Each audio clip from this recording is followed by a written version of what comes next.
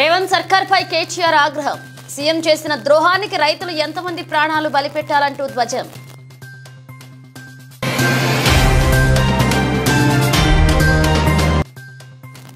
కౌశిక్ రెడ్డి అరకెపూడి గాంధీ మధ్య మాటల యుద్ధం. ఢిల్లీ వరకు బ్రోకరేజం చేసిన వ్యక్తి నాపై సవాల్ విసురుతారా అంటూ ఆగ్రహం.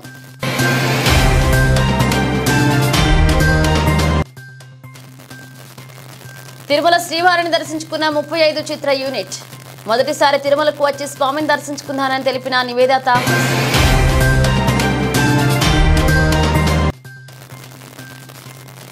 ప్రకాశం బ్యారేజీని సందర్శించిన కేంద్ర బృందం. కేంద్ర బృందానికి వివరాలు వెల్లడించిన జలవనరుల శాఖ అధికారులు.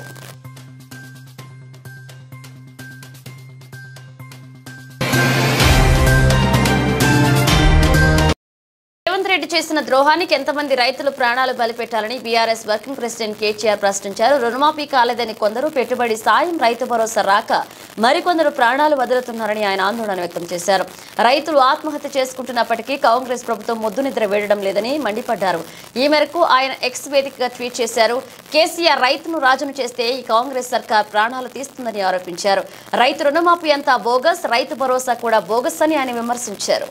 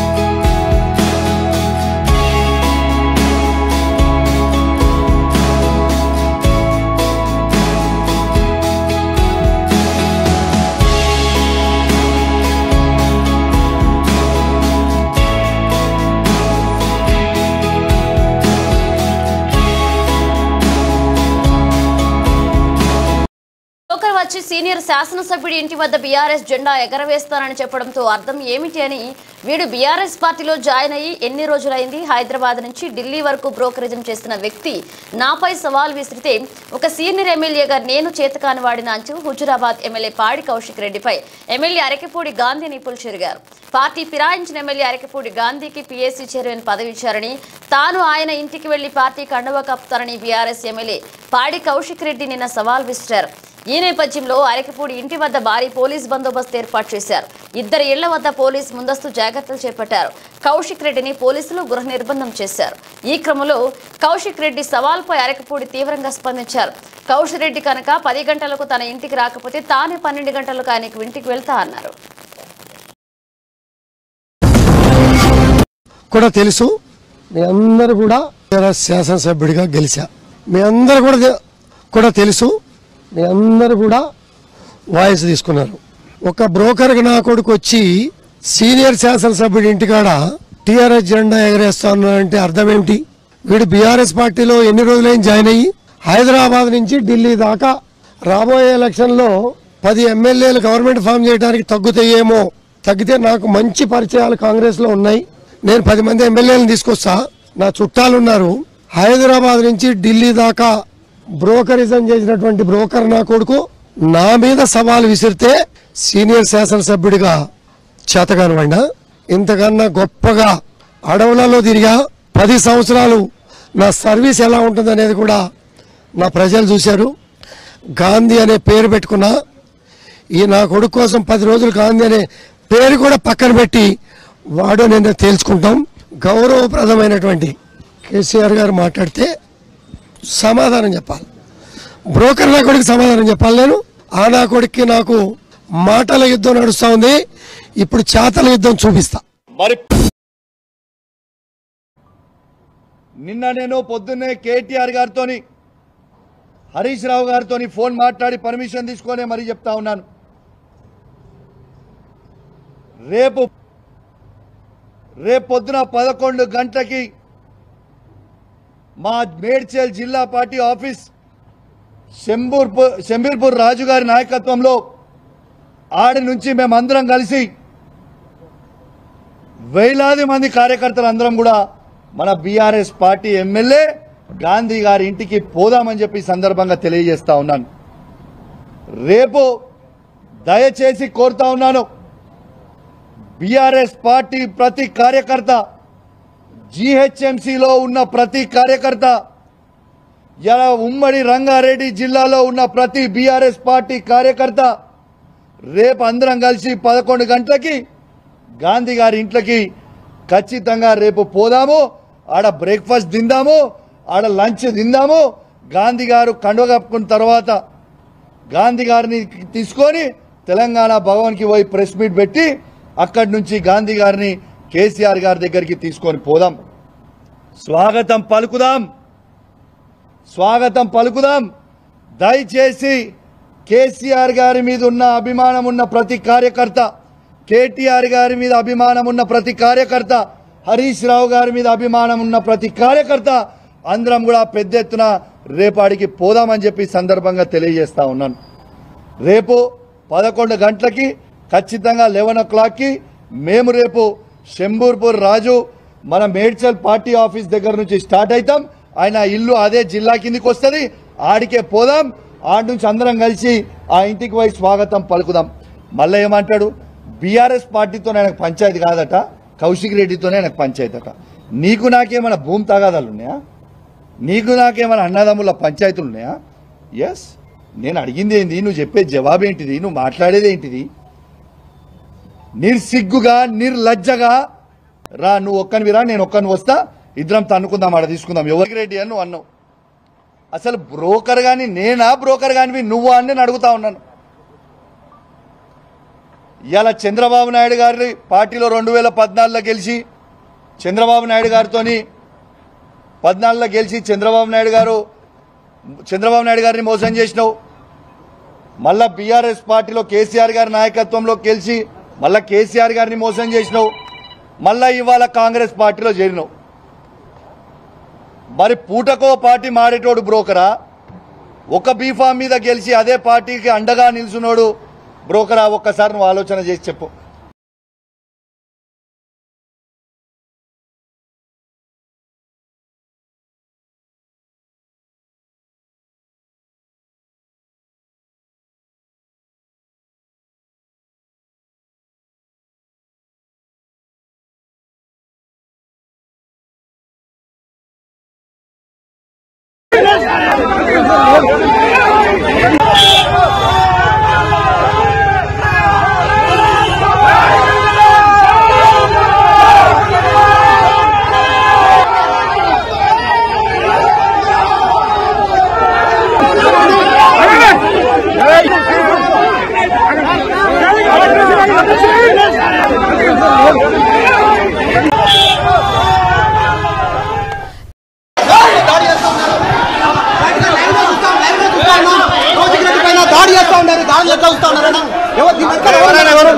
అరే మీరు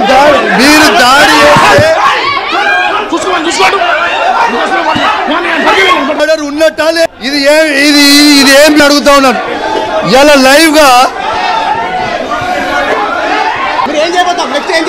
101% నేను ఇక్కడ నుంచి డీజీపీ గారి దగ్గర పోతా. ఇది ఏంటిది? సరే, ఇది ఏం దౌర్జన్యము? ఈడ ఇతర రెసిడెంట్స్ కూడా ఉంటారు. నువ్వు ఏ పార్టీలో చెప్పాలి? టమాటాలు ప్రీపిటీ లేనప్పుడు, ఒక ఎమ్మెల్యేకి సెక్యూరిటీ లేనప్పుడు ఇలా సామాన్యాల ప్రజల పరిస్థితి ఏంటిది? ప్రాబ్లం చేయనియరి. వాళ్ళు చేసిన దాడికి ప్రతి దాడి ఖచ్చితంగా ఉంటుంది. వారిని 35 చిత్ర యూనిట్ దర్శించుకుంది నటి నివేదా థామస్, నటుడు విశ్వదేవ్, దర్శకుడు నందకిషోర్. ఉదయం విఐపి విరామ సమయంలో స్వామివారిని దర్శించుకుని మొక్కులు చెల్లించుకున్నారు. మొదటిసారి తిరుమలకు వచ్చి స్వామివారిని దర్శించుకోవడం చాలా ఆనందంగా ఉందంది నివేదా థామస్. స్వామివారి అనుగ్రహంతో 35 చిత్రం విజయవంతంగా ప్రదర్శించబడుతుందని దర్శకుడు తెలిపారు.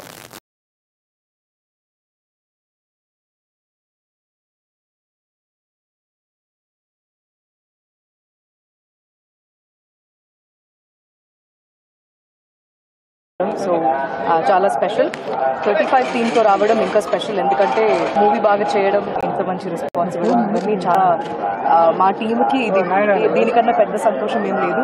అంటే సరస్వతి ప్రసాద్ వాళ్ళ ఇల్లు కూడా తిరుపతిలో ఉంది కాబట్టి ఇక్కడ నుంచి మొదలు పెట్టడం చాలా ఆనందంగా ఉంది. చాలా బాగా జరిగింది. Thank you so much. బ్యారేజీని కేంద్ర బృందం సందర్శించింది. భారీ వర్షాలు వరదల కారణంగా తెలుగు రాష్ట్రాల్లోని పలు ప్రాంతాల్లో భారీ నష్టం సంభవించింది. ఇటీవలే కేంద్ర మంత్రి శివరాజ్ సింగ్ చౌహాన్ ఏపీ తెలంగాణలో ఏరియల్ సర్వే నిర్వహించారు. ఈ రోజు కేంద్ర బృందం బ్యారేజీని పరిశీలించింది. బ్యారేజీ నీటి ప్రవాహం తదితర విషయాలను జలవనరుల శాఖ అధికారులను కేంద్ర బృందానికి వెల్లడించారు. ఈఎస్సీ వెంకటేశ్వర్లు ఇందుకు సంబంధించిన వివరాలను అందించారు. ఈ నెల 1న రికార్డు స్థాయిలో 11.43 లక్షల క్యూసెక్ల వరద వచ్చిందన్నారు. కృష్ణానది పరివాహక ప్రాంతాల్లో పరిస్థితి ముంపునకు సంబంధించిన వివరాలను ఈ బృందం దృష్టికి తీసుకువెళ్లారు.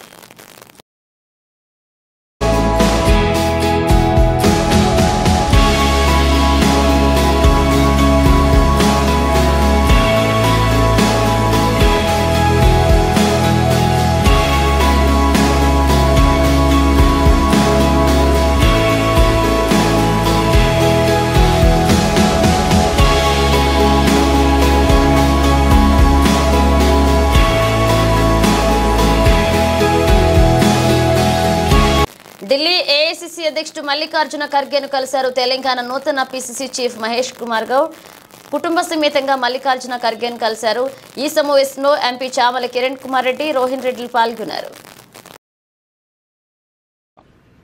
అత్యధిక సీట్లు గెలిచి మళ్ళీ రాష్ట్రంలో అధికారం రావడం, అదేవిధంగా ఈ దేశం మా భవిష్యత్తు అని ఎదురు చూస్తున్నటువంటి రాహుల్ గాంధీ గారిని దేశ ప్రధానిగా చేయడమే లక్ష్యంగా ముందుకెళ్తాం. ఈ ప్రయాణంలో పార్టీకి పునాదులైనటువంటి కార్యకర్తల్ని కాపాడుకోవడమే కాకుండా వారి ఇష్టాల్ని, వారి అభిరుచుల్ని, వారి ఆలోచనల్ని కూడా ఇటు పార్టీ అటు ప్రభుత్వం ముందు పెట్టి వారిని స్ట్రెంథెన్ చేస్తూ పార్టీని బలోపేతం చేస్తూ ముందుకెళ్తాం. అంటే ఇప్పుడు పీసీసీ నియామకం పూర్తయింది, ఇక కేబినెట్ విస్తరణ పైన చర్చ జరుగుతుంది. అంటే ఇది దీనిపైన ఎప్పుడు ఉండబోతుంది? కేబినెట్ అనేది ముఖ్యమంత్రి గారు, ఏఎస్సీ పెద్దలు అందరూ కలిసి మాట్లాడుకునే అంశం. అది ఎప్పుడు ఉంటుందని మనం చెప్పడానికి లేదు. ఏఐసీసీ పెద్దలు ఎప్పుడు పిలిస్తే అప్పుడు చర్చలు ఉంటాయి. కమిటీలు ఇప్పటివరకు నూతన కమిటీలు ఎస్టాబ్లిష్ చేయాల్సి ఉంటుంది, వర్కింగ్ ప్రెసిడెంట్ అవన్నీ కూడా ఏర్పాటు చేయాల్సి ఉంటుంది. గతంలో ఉంటాయి, కొత్త మీరు మీ ఆధ్వర్యంలో వేసుకుంటారు, దానికి టైం పడుతుంది. ఎప్పుడు పీసీసీ ప్రెసిడెంట్ మారినా కొత్త కమిటీలు వస్తాయి. వచ్చే వరకు వీళ్ళు పనిచేస్తారు. నేను 15న బాధ్యత తీసుకున్న తర్వాత మళ్ళీ ఢిల్లీ వచ్చి కమిటీల విషయం చర్చిస్తాం. గతంలో చాలా వర్గాలకి జనరల్ సెక్రటరీల పోస్టులలో చాలా అన్యాయం చేసింది. కొన్ని కులాలకి, ముఖ్యంగా అట్టడుగు ఉన్న వారికి, వాళ్ళకి ఎట్లాంటి దోహదపడుతుంది ఒక బీసీగా మీరు పీసీసీ హైర్ చేయవచ్చు? నేను ఢిల్లీ, హైదరాబాద్ ఇదివరకు చెప్పినాను, నా కమిటీలో 50% మించి ఎస్సీ, ఎస్టీ, బీసీ, మైనార్టీకి ప్రాతినిధ్యం ఉంటుంది. సిడబ్ల్యూసీ రిజల్యూషన్ ప్రకారం మా కమిటీ కూర్పు చేయబడుతుంది. రేవంత్ రెడ్డి గారు కూడా అదే ఆలోచనతో ఉన్నారు. ఈ పార్టీ అధికారులు తెలంగాణలో రేవంత్ రెడ్డి గారు ప్రజాపాలన పేరుతోటి దూకుడుగా వెళ్ళబోతున్నారు. ఈ సమయంలో మీకు వచ్చిన అవకాశం ఆయనతో కలిసి ఎలా పనిచేయబోతా ఉన్నారు? ప్రభుత్వం ఎక్కడైతే అధికారులు ఉంటుందో ప్రభుత్వం పీసీసీ ప్రాపర్ కోఆర్డినేషన్లో పోవాల్సిన అవసరం ఉంటుంది. ప్రజలు మా మీద నమ్మకంతో అధికారం కట్టబెట్టినారు. సో ఆ ప్రజల నమ్మకాన్ని వమ్ము చేయకుండా మేము ఐక్యంగా ఉండి, మేము ఎన్నికలకు ముందు ఇచ్చినటువంటి ఏ అంశాలు ప్రజలకు ఇస్తామని చెప్పినామో వాటన్నిటి కూడా ప్రజలు చేరవేరేందుకు అటు ప్రభుత్వ పరంగా ఇటు పార్టీ పరంగా ప్రయత్నం ఉంటుంది. సన్షైన్ హాస్పిటల్లో chief of shoulder surgeon doctor Chandrasekhar ఆధ్వర్యంలో షోల్డర్ సమస్యలకు ఆధునిక శస్త్రచికిత్సలోని అంశంపై లవ్ సర్జరీలో పాటు వర్క్ షాప్ నిర్వహించారు. ఈ సందర్భంగా ఆస్ట్రేలియా బ్రిస్బెయిన్ కు చెందిన shoulder surgery professor doctor Ashish Gupta ప్రత్యేకంగా హాజరయ్యారు. ఈ సందర్భంగా ఏర్పాటు చేసిన విలేకరుల సమావేశంలో డాక్టర్ చంద్రశేఖర్ మాట్లాడుతూ ఆర్థోపెడిక్ రంగంలో వస్తున్న ఆధునిక వైద్య విధానాలను ఎప్పటికప్పుడు అందిపుచ్చుకుంటూ ముందుకు వెళ్లడంతో పాటు భుజం గాయాలు, ఫ్రాక్చర్స్, కండరాల దెబ్బతినడం, ఫ్రోజన్ షోల్డర్ వంటి సమస్యలకు ఆధునిక శస్త్రచికిత్స పద్ధతులు ఆర్థోస్కోపీ, ఎండోస్కోపీ విధానాలతో సరిచేయవచ్చని KIMS sunshine hospital chief of shoulder surgeon doctor Chandrashekar తెలిపారు. ఈ కార్యక్రమంలో KIMS sunshine robotic joint replacement surgeon, consultant orthopaedic and arthroscopy surgeon doctor Kushal, Telangana, ఆంధ్రప్రదేశ్లో నుంచి 80 మంది శస్త్రచికిత్సా నిపుణులు పాల్గొన్నారు.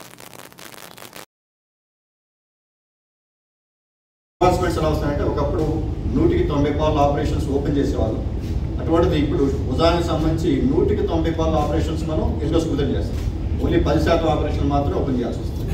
అది కూడా ఓన్లీ షోల్డర్ రీప్లేస్మెంట్ మాత్రమే ఓపెన్ చేస్తాం. మిగతా ఆపరేషన్లు అన్ని మనం ఎండోస్కోపిక్గానే చేస్తాం.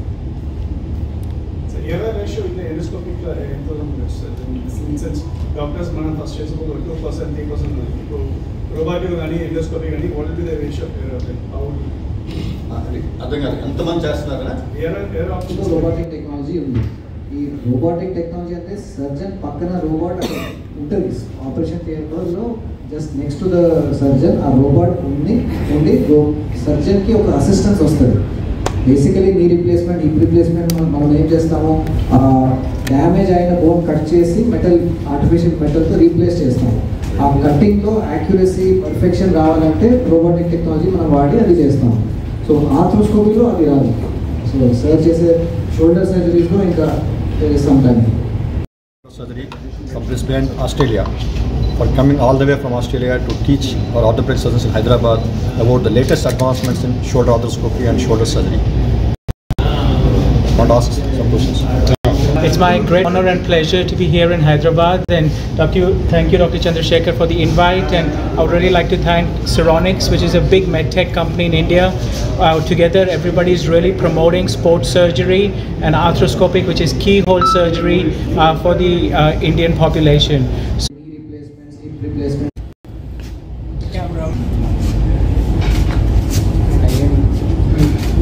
Surgery from Brisbane, Australia, for coming all the way from Australia to teach our orthopedic surgeons in Hyderabad about the latest advancements in shoulder arthroscopy and shoulder surgery. Want to ask some questions? It's my great honor and pleasure to be here in Hyderabad, and thank you Dr. Chandrasekhar for the invite, and I would really like to thank Seronix, which is a big medtech company in India. Vinayaka Chavithi వేడుకలు విశాఖలో అంగరంగ వైభవంగా 9 రోజుల పాటు పూజలు చేస్తున్నారు. కొన్ని వినాయకులు సాధారణంగా ఉన్నప్పటికీ మరికొన్ని వినూత్నంగా ఉంటున్నాయి.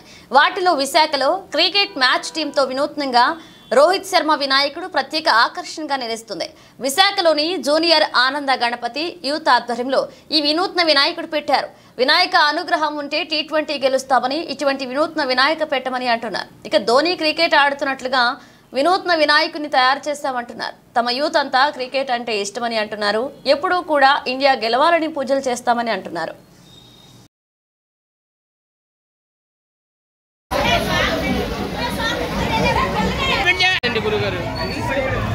విజయవాడ నగరాన్ని ముంచెత్తిన వరదల వల్ల నష్టపోయిన ప్రజలకు తమ వంతు సహాయంగా మండపేట పట్టణానికి చెందిన తెలుగుదేశం పార్టీ కౌన్సిలర్లు తమ నెల జీతాన్ని విరాళంగా ఇచ్చారు.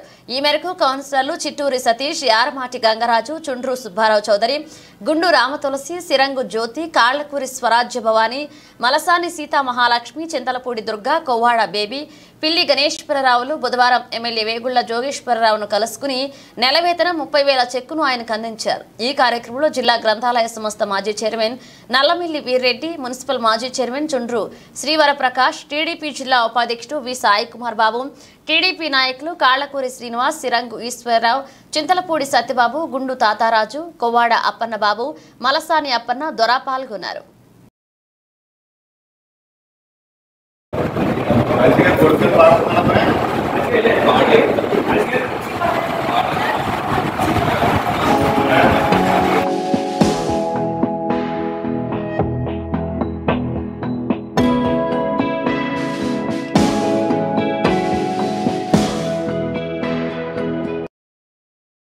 మేడిగడ్డ, సుందిళ్ల, అన్నారం ప్రాజెక్టులపై జాతీయ ఆనకట్టల భద్రతా సంస్థ నుండి తుది నివేదికను త్వరితగిన తెప్పించాల్సిందిగా రాష్ట్ర నీటిపారుదల శాఖ మంత్రి ఉత్తమ్ కుమార్ రెడ్డి నీటిపారుదల శాఖ అధికారులకు ఆదేశించారు. వానాకాలంలో నిర్వహించాల్సిన పరీక్షలు నిర్వహించి అంతిమ నివేదికను ఎన్డీఎస్ఏ నిపుణుల కమిటీకి సమర్పించాలని చెప్పారు. బుధవారం ఉదయం జలసౌదాలో మంత్రి ఉత్తమ్ కుమార్ రెడ్డి ఎన్డీఎస్ఏకు అందించాల్సిన తుది నివేదికతో పాటు సమ్మక్క సారక్క ప్రాజెక్టు, ఛత్తీస్గఢ్ నుండి రావాల్సిన అనుమతులు, ముంపుకు గురైన సమ్మక్క సాగర్ ప్రాజెక్టు నష్టపరిహార విషయంలో ఛత్తీస్గఢ్ ప్రభుత్వంతో చర్చలు తదితర అంశాలపై ప్రత్యేక సమీక్షా సమావేశాన్ని నిర్వహించారు. ఇక ముఖ్యంగా 6 లక్షల కొత్త ఆయకట్టుకు నీరు అందించేందుకు చేపట్టిన ప్రాజెక్టుల నిర్మాణాలకు అవసరమైన భూసేకరణను 2025 మార్చి మాసాంతానికి పూర్తి చేయాలన్నారు. ఆనకట్టల కాలువల భద్రతకు అవసరమైన 1800 మంది లష్కరుల నియామకాలు వెంటనే పూర్తి చేయాలన్నారు. ఇటీవలే సంభవించిన వర్షపు విపత్తును ప్రస్తుతం ఆనకట్టలు కాలువల భద్రతను నిర్లక్ష్యం చేస్తే ఉపేక్షించేది లేదన్నారు. క్షేత్రస్థాయిలో విచారణ జరిపించి చర్యలు తీసుకుంటామని మంత్రి ఉత్తమ్ తెలిపారు.